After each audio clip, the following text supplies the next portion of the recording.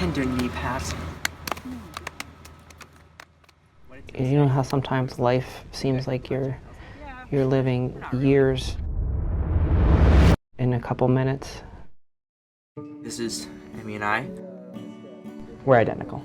I kind of take pride in being one of very few identical twin pairs that are boy and girl. Hey, Daddy? Look, it's Mommy. When I first learned that my child was transgender, I couldn't speak the word. I was so, I didn't know anything about it. And here I was, this, good mother that researched everything before we, bought a diaper. I was the one in the know, and all of a sudden I didn't know anything, and it was frightening, and it was other, and I didn't want my child to hurt or be judged. I think people are fascinated by gender reassignment surgery. They're like insatiably curious about it, but they also don't know how to have a conversation about it.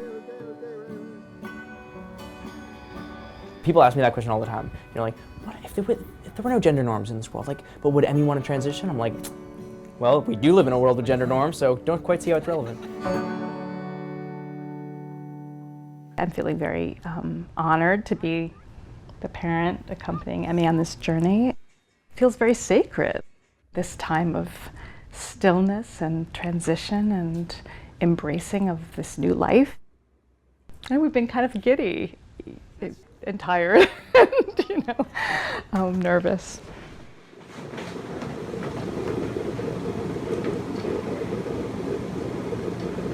Dear God, we give you thanks for this incredible girl. Please bring this courageous girl through today, in the name of your Son, Jesus, to bring her to wholeness of body, mind, and spirit. Amen. Amen. Have you heard from Caleb this morning? Yeah, I just texted him. I asked him to record me a song of his that I really loved last night, so he did that for me. And it's one of my favorites of his. And it has a lot to do with overcoming. The chorus goes like, whoa, never back down, though things are bound to change. Oh, never turn round, though things are strange. Never too hard to see where you are. It's light, though there's miles to go. Never back down, keep walking through the snow. I hope that you find them, I hope you do. Tell them how I kept you warm. Tell without tears, love, have no regrets. I married us inside the storm. The glans penis becomes the clitoris. The skin of the penis becomes the labia minora and part of the opening of the vagina. The scrotal skin is taken off and used as a skin graft. It's rolled up into a tube, and that's placed in a space that we make at the base of the scrotum and goes back in between where the bladder sits and the rectum sits. And that's going to be the lining of the vagina. The testicles and the cords are removed, and the urethra is actually saved, and a flap of urethra is used to make a hood for the clitoris. Lay down there too, covering you, keeping you warm and dry. Oh, I may die here, you'll follow through, not I.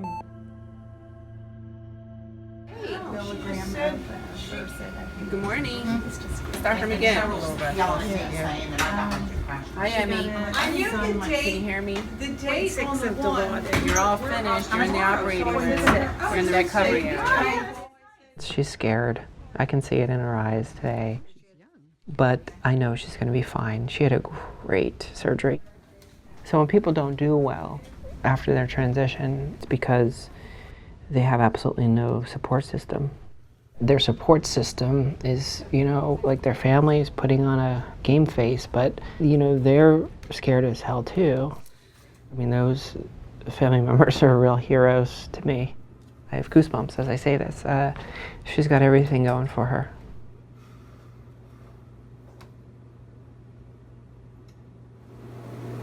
Hi, it's me. She's out. She's great.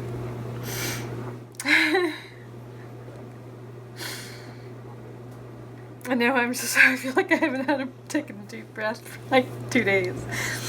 So she's going to be in recovery in a little bit, and she'll be a little groggy, but kind of taken care of by the gang here, and then she'll be ours again.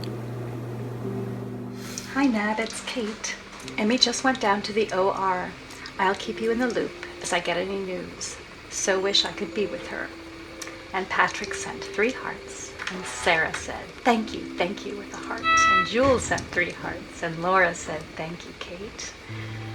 And Tia said, thank you, Kate. And Sophie, girl, said, I wish so much that I could be there. Thank you so much.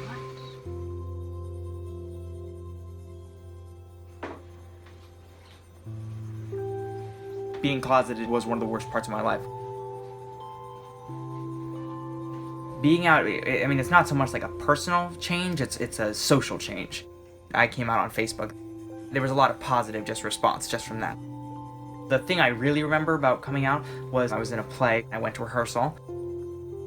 They were getting my pronouns right, they were using my name, like it was, just a total different world, and I felt, incredible. If I was not out, I'm not sure I would, be alive right now.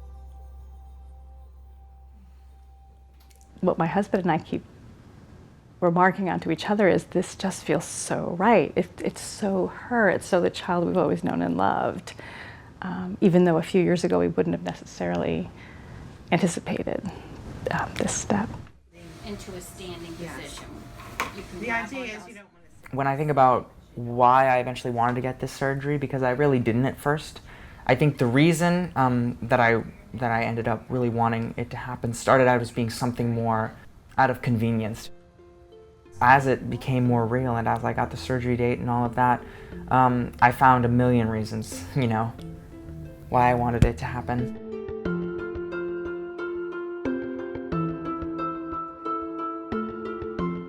And that's where I think transition is, again, problematic because it presupposes an end point. Like at some point you have transitioned, whereas every single one of us is in constant development. This is obviously a huge moment in Emmie's life, but it's not by any means the end point.